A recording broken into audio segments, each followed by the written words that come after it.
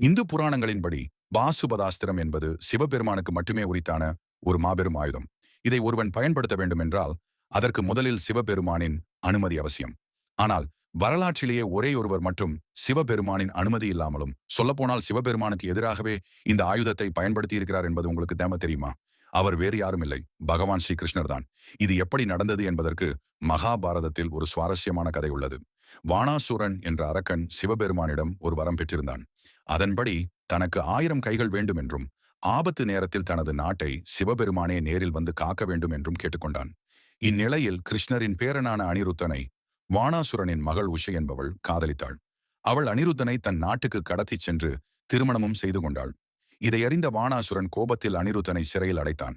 இச்செய்தி கிருஷ்ணருக்கு தெரியவர அவர் கடும் கோபத்துடன் வாணாசுரனின் நாட்டின் மீது போர் தொடுத்தார். போரில் வாணாசுரனின் 998 கைகளை வெட்டி வீழ்த்தினார்.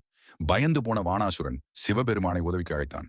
தன் பக்தனுக்கு கொடுத்த வரத்தை காக்க சிவபெருமான் கிருஷ்ணரை எதிர்த்து போர்க்களத்திற்கு வந்தார்.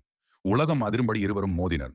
ஒரு கட்டத்தில் சிவபெருமான் கிருஷ்ணர் மீது தனது மிக வலிமையான பாசுபதாஸ்திரத்தை ஏவினார். அதை தடுக்க கிருஷ்ணரும் பதிலுக்கு ஒரு பாசுபதாஸ்திரத்தை ஏவினார். 2 மகா சக்தி வாய்ந்த ஆயுதங்களும் மோதினால் உலகம் அழிந்துவிடும் என்பதை உணர்ந்த இருவரும் உடனே தங்கள் அஸ்திரங்களை திரும்ப பெற்றுக் கொண்டனர்.